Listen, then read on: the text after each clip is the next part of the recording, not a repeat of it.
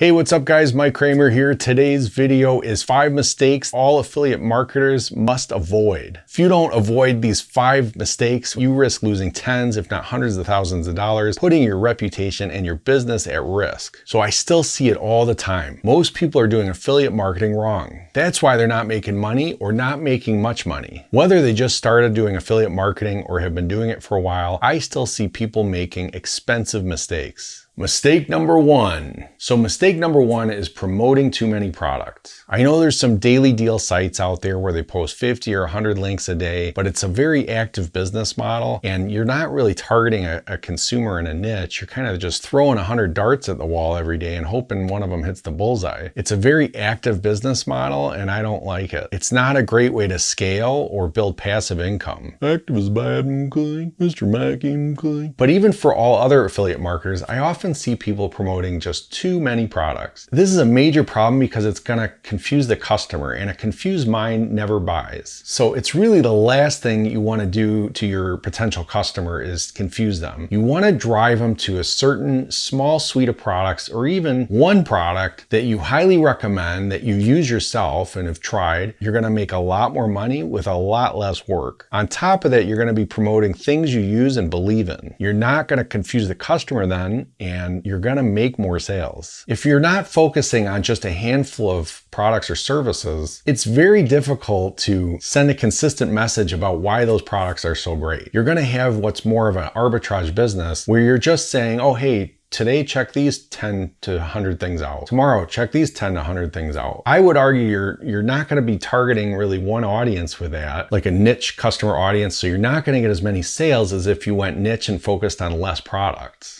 It's kind of like throwing 100 darts at the wall and hoping one of them hits the bullseye. Tip number 2 is to smash the like button into oblivion. Please take a moment, do me a favor, do the algorithm a favor. Just hit that like button and we'll move on to the next tips. I'll wait.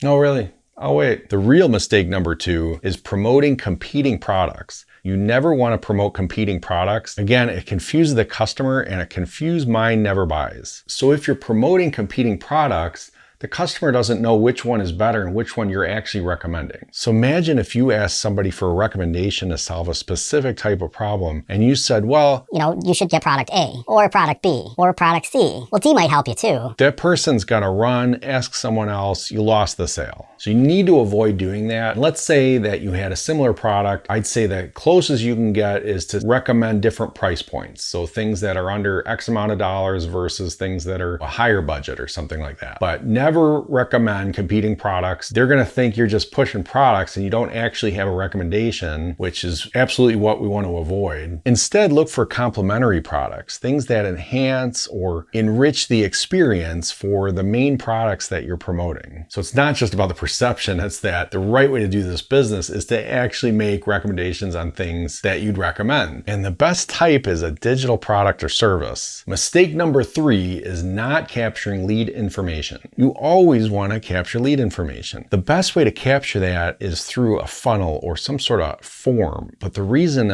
we use a specific type of website with a lead form or an email entry form is, unlike a website that has menus and flashy colors and all sorts of things going on, a funnel has one focus purpose: to get the person to look at the one product or service that you want them to look at. You also want to capture their email into an email software program, and this email software should have certain features like being able to send newsletters, autoresponder sequences. And if you use the one I do, not only is it friendly to affiliate marketers, but they're always adding new features. It actually comes with a funnel builder and a website builder, all in the same product for a low monthly price. So I'll throw the link in the description below for the one that I use. If you're not capturing lead information, you're really not building a business. It usually takes several touch points for someone to buy, especially if it's a higher priced product, and you're missing out on that. You send in that business, and that business is going to be reaching out to that customer. So if they weren't ready to buy that day, but they are, a month or a year from now, you're not getting that sale. The company is. So you just send them to another business. So you want to capture that lead information. help them out, send them valuable content, and continue to market to them with your recommendations so you stay top of mind, and then they can use your links to buy your recommendations. Stay to the end to catch a huge bonus tip that will keep your affiliate business thriving. So again, I want to help you get into passive income and not just run an active arbitrage business where you're just pushing people off to your affiliate links. You want to capture their lead information. After all, they're following you, they're consuming your content, and hopefully they've grown to know, like, and trust you. So you want to leverage that and capture their lead information so you can promote other products that you use and that you'd recommend to them. How do you capture their lead information, you might ask?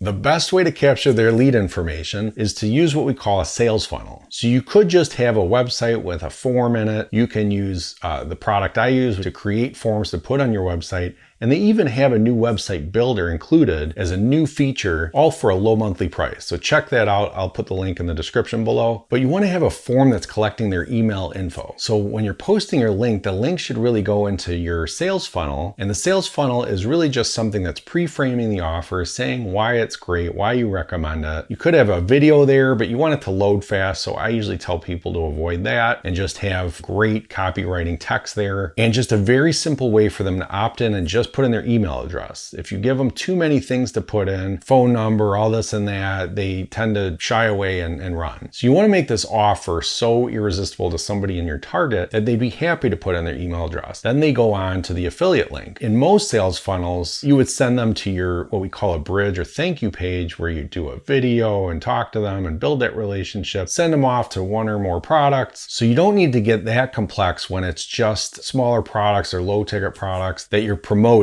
But you want to have some way to capture their lead information so you can get them on an email list, continue to send them promotions via email marketing, which is a very valuable skill that you should learn. Without that email list, you're really not building a business. You're just going to have this active arbitrage model, which is going to get very tiring and wear you out and not make as much money as you could. You're literally throwing tens or hundreds of thousands of dollars down the drain over the years, eventually millions, because you didn't build an email list. So it's very important. Again, I wouldn't do it for the tiny little products, especially if you're doing that 100 a day or whatever, but I don't like that business model. It's too active. Focus on a few products, have a funnel for each one of those, capture their lead info, and you're building a business that will earn far more money, and it'll earn that money passively for years to come. Make sure to stay to the end of this video so you don't miss a huge bonus tip I'm going to give you on how to keep your affiliate business thriving. Don't miss it, or it could cost you your reputation, and it could be a very expensive lesson to learn the hard way. Mistake number 4. So mistake number 4 is promoting low profit offers. So low profit is one or more combination of having either a low price, what we call low ticket item, a low commission on the affiliate program, and or not a recurring product. So there are products out there that are recurring monthly products that people pay for every month, and you would get a commission every single month. I have a whole nother video on this topic that I'll put up over here. The power is that instead of always having to create more and more customers every month, you're just building on the previous recurring revenue. So once you get up to 1,000 a month, those will keep coming. Most of them, obviously some people will drop out over time, but if they're building a business on it, let's say, it's very unlikely they're gonna stop paying for that because they need it for their business. So if you focus on this software, this something that's recurring, you have your $1,000 from every month, right? You just need to find new customers, get a new $1,000 a month. Now you have 2,000 coming in, and you're doing really less work over time and making way more money, and it just keeps coming. Obviously the low price items, even if the commission was high, if something costs 50 cents to the consumer and it's 50% commission, you're still only getting a quarter. So you want a combination of higher ticket products plus higher commission in the program. So I only promote products that are 40 or 50% commission. So they are out there. Just look for them. Look for anything at least over 10, even 20 is even better, obviously.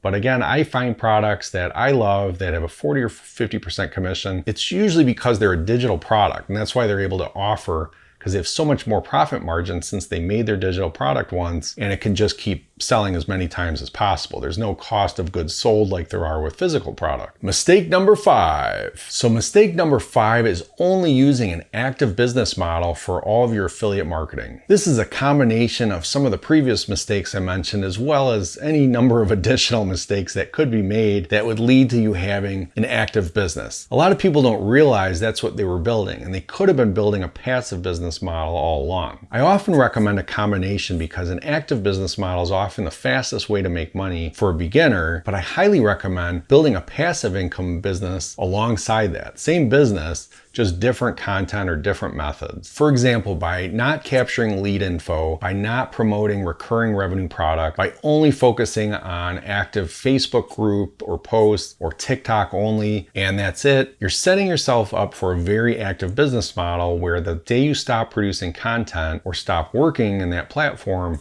the day you stop making money. So it's why I recommend creating content on YouTube. Granted, we don't own the traffic or the platform, but it's a great place to learn skills. Video marketing is a great way to reach and build that relationship with your customer, especially in a non-active way. We can't all be in front of everybody or on the phone with everyone at the same time. So video marketing is a much better way to build that relationship, passively and reach so many more people. Video is still the quickest way to build the know, like, and trust factor with your customer, outside of being there in person. And remember, YouTube is the second biggest search engine in the world. So I promised you a bonus tip, and this is a huge one. I should have probably made it the number 1 tip, actually. It's so key and it's so important. You probably heard the expression, his name is Mud. And there's a story that goes behind it. You could Google it, I'll spare you the details here. So my bonus tip is to only promote products and services that you love and use yourself. The mistake associated with that, of course, is people that promote products that they haven't even tried. That's gonna turn your name into mud. It's gonna ruin your reputation, and no one's going to ever want to listen to any recommendations that you have from that point on. Why would they? I truly believe by only promoting products that you use and you love yourself, that's really the best way to do it. And in my opinion, the only way to do it. I know many people try products quickly and then promote them, but it really goes back to tip 1 and 2, where it's too many products and often competing products, and it could just confuse the customer. So remember to aim for complementary products, not competing products, perhaps different budgets or price points. So at the very least, you want to at least try it before you'd recommend it, but know exactly who it would be for and the reasons that you're recommending it. Remember that everything that you promote should be solving a problem or taking somebody from their hell to their heaven. All right, that's all I got for today. Thanks so much for watching, and as always, take it easy. 5 mistakes that almost don't miss it. It could cost you your reputation. Oh gosh. Ano ang pangalan mo? Hana tu set net dasit yasit ilgo yoro aho yo. 1, 2, 3, 4, 5, 6, 7, 8, 9, 10. And even your reputation.